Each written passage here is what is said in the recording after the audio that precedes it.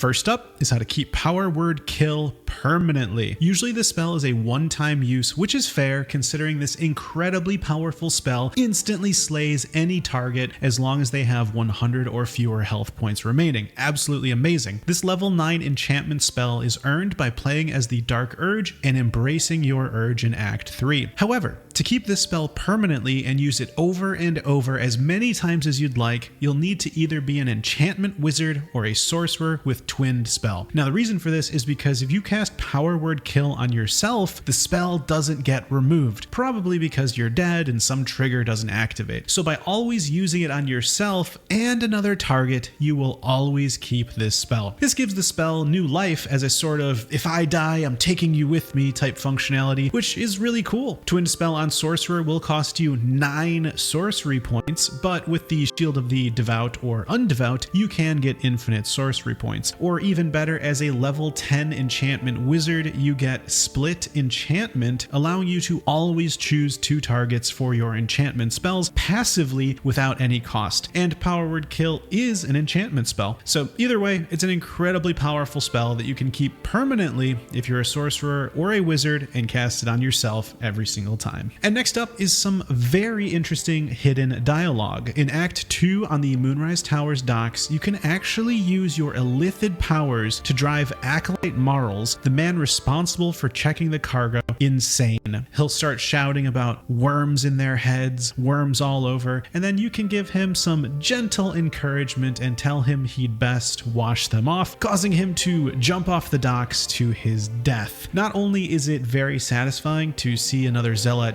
disturbed by witnessing the event during an evil playthrough, but during a Dark Urge specific playthrough, it also awards you inspiration. And next up is a message from this video's sponsor, Guild Wars 2 Janthir Wilds. Guild Wars 2 is a MMORPG that you can start playing for free. Janthir Wilds, the newest expansion for Guild Wars 2, releases on August 20th. This expansion brings 3 new open world explorable maps, a new 50-player event called Convergences, and a new raid. The expansion also brings a new fractal dungeon and Wizards Vault rewards. With all these new features, I love that when you unlock features in Guild Wars 2, all your other characters unlock them too with account-wide sharing, since I love to make multiple characters. This 5th expansion takes place on the illustrious Isles of Janthir, where adventure and rewarding experiences await. This region has been highly anticipated, but has been too dangerous to navigate until now. As you trek these lands, you will learn to wield a spear in combat, encounter new allies within the lowland Codan, build a homestead, and learn more about the mysteries of Tyria's past. But that's not all. Janthir Wilds will come with quarterly content releases over the span of a full year, so there will constantly be new content to explore. For the first time in Guild Wars 2 history, a new weapon type will be introduced for land combat, the two-handed spear. This spear, which was originally designed exclusively for underwater combat, will be available for all professions to be freely swapped between aquatic and terrestrial weapon slots, each with unique weapon skills. Guild Wars 2 Janthir Wilds also brings the long-requested player-friendly housing system, homesteads. Your journey in Janthir Wilds will lead you to creating your own homestead, an account-wide personal instance with a structure and land for you to cultivate and decorate to your taste. Best of all, there's no upkeep required, there's no rent, no land grab or maintenance required. In Guild Wars 2, having a mount is one of the best feelings, and Janthir Wilds, there is a new way to get a Warclaw, and it will have its own mastery line. Not only that, but a Warclaw will be automatically unlocked for all players who own the Heart of Thorns or Path of Fire expansions. So join one of the most inclusive, diverse, and healthy communities in the gaming scene now by clicking the link in the description, and so click the link now. And next up, did you know Boots of Speed doesn't actually give your enemies disadvantage on their opportunity attacks, but instead gives it to you? We can actually confirm this by looking at the combat log.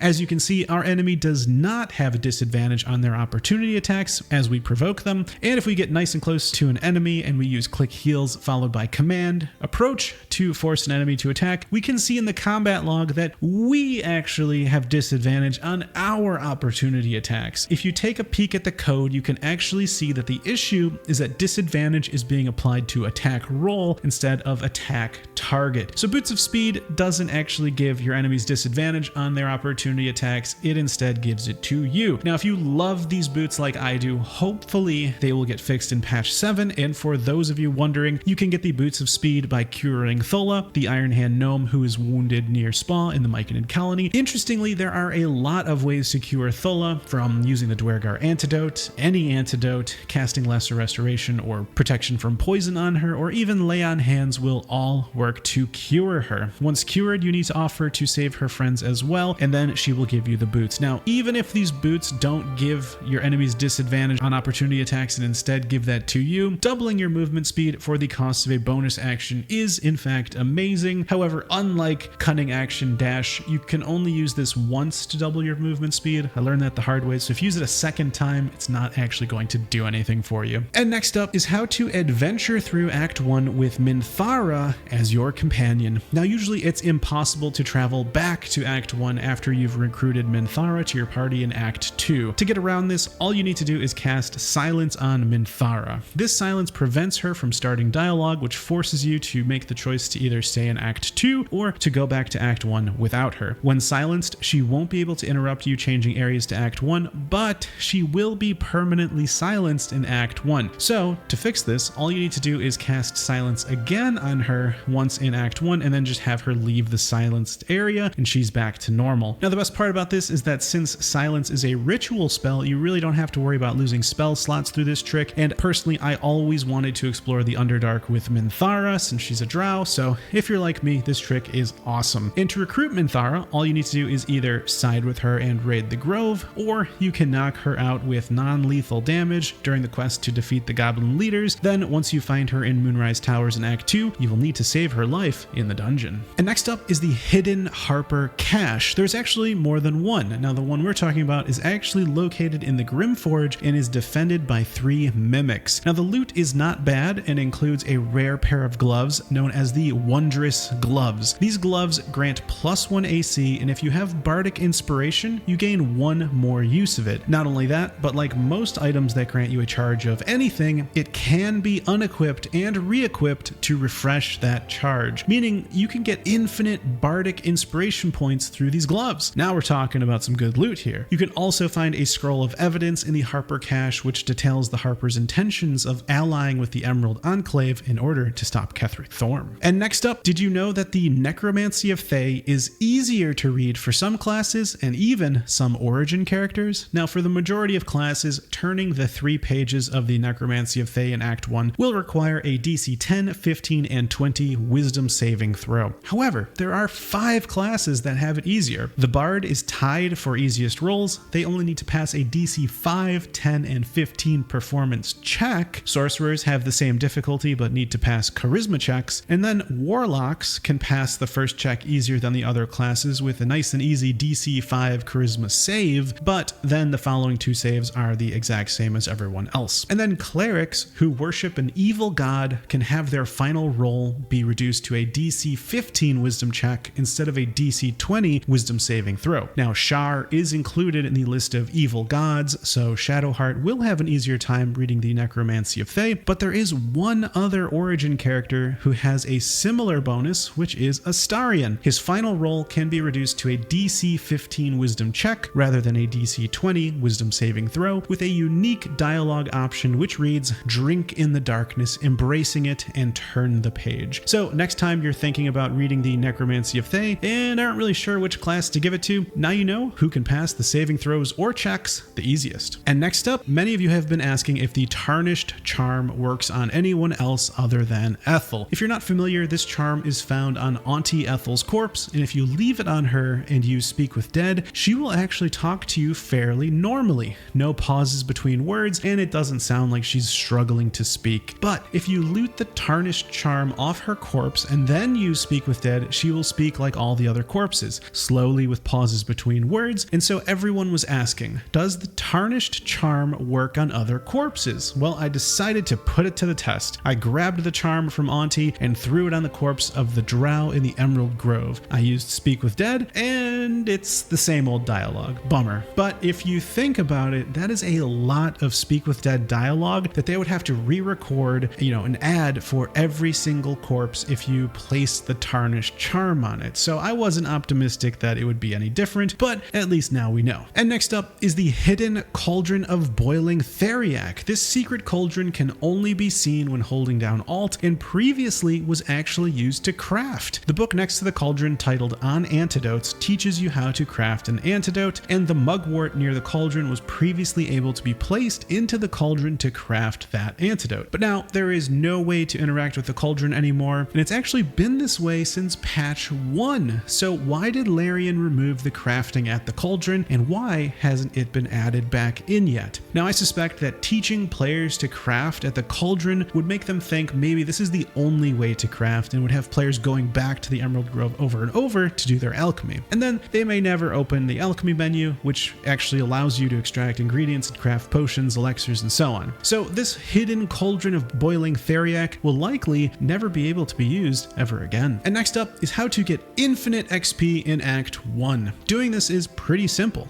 All you need to do is fight Gek down in the Underdark beach. Start out by killing off his allies and then slaying the zombies he summons. Then flee from combat, and when you engage Gek again, he'll actually summon his zombies again, and you can slay them and flee over and over for infinite XP. Now each zombie grants 3 XP, so it will be a very slow process, but you can speed it up by playing as Dark Urge and having the Death Stalker mantle, which turns you invisible after slaying an enemy. This allows you to easily reset the fight over and over and harvest the XP from the zombies Gek summons for infinite XP. But since it's only 3 XP per zombie, you're also going to need infinite patience. Alright, and next up is how to deal infinite damage with Gale. Now in Act 1, if you kill Gale, he dies and creates a necrotic aura that deals 1d4 necrotic damage each turn. However, when you first become afflicted by the aura, it immediately deals that 1d4 necrotic damage. So if we put dead Gale into a container,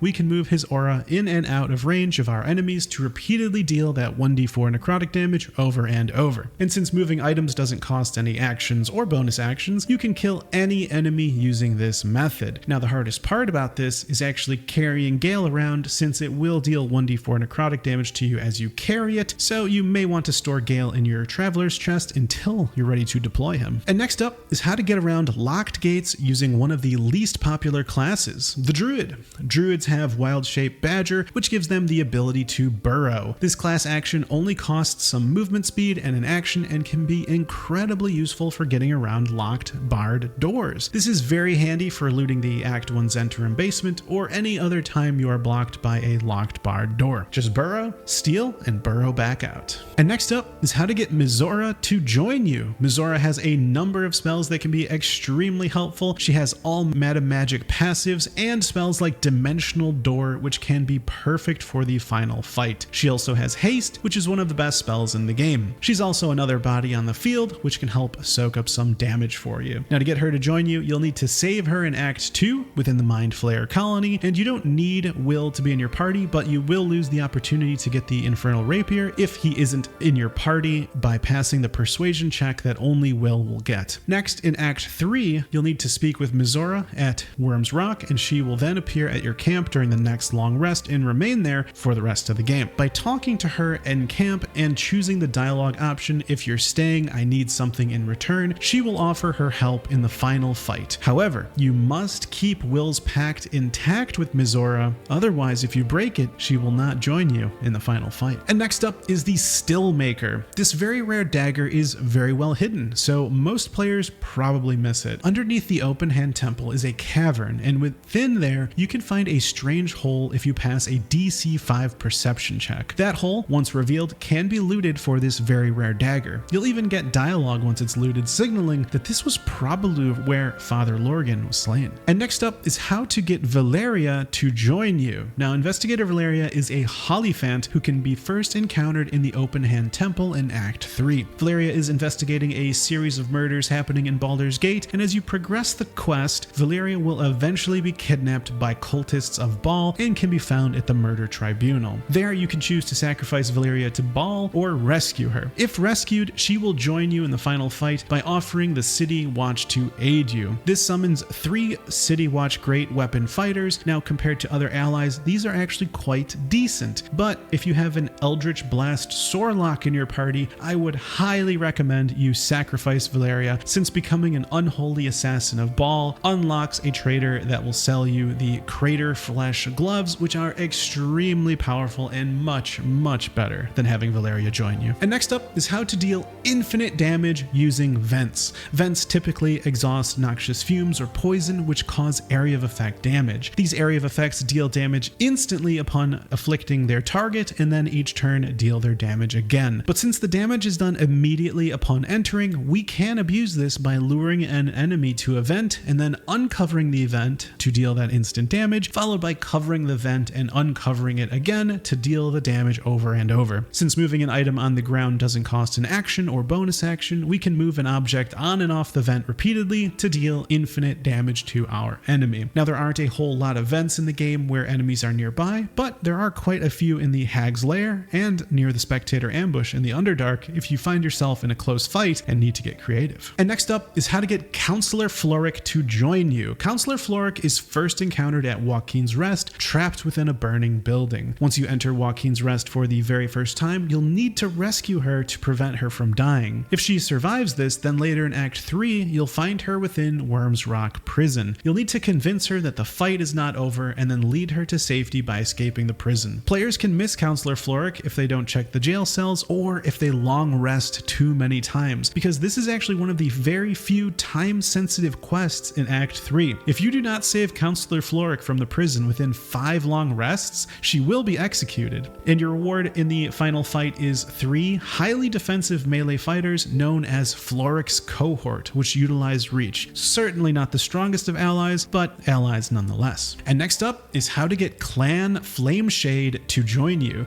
This group of Duergar are looking for coin, not greatness, and act accordingly. Found within the Grimforge, you can make a deal with Elder Brithvar and his clan to team up to take Nier down and split the gold on his corpse. This is actually a great step to take before you free Nier so that you have allies before all hell breaks loose. If you choose the right dialogue options, you'll end up just fighting Nier and a handful of Duergar instead of Nier and all of the Duergar. Then, once the fight is over, you don't even need to pay Elder Brithvar. You can pass some dialogue checks or detect his thoughts to get out of having to pay him or fight him. Then you can just walk away, although if you did turn on him, you could get even more XP. And next up is how to steal the best spellbook in the game. I'm talking about none other than the Necromancy of Thay, hidden beneath the Blighted Village, locked behind a barred door and a marble plate. Just like in the House of Hope, we can actually place an item on the plate and steal the book without triggering the trap, because the marble plate is actually a pressure plate, activating the trap only when there is no pressure on the plate. This little switcheroo maneuver can save you the trouble of having to disarm the marble plate and potentially save you from taking some nasty fire damage. And the Necromancy of Thay is totally worth getting because not only does it grant you the ability to speak with dead, it also grants Forbidden Knowledge, which gives you +1 to wisdom saving throws and ability checks, which is very nice. And the book truly is the gift that keeps on giving, because in Act 3, you can read it again to learn the spell Dance Macabre, which summons 4 ghouls that explode on death, which can be very helpful.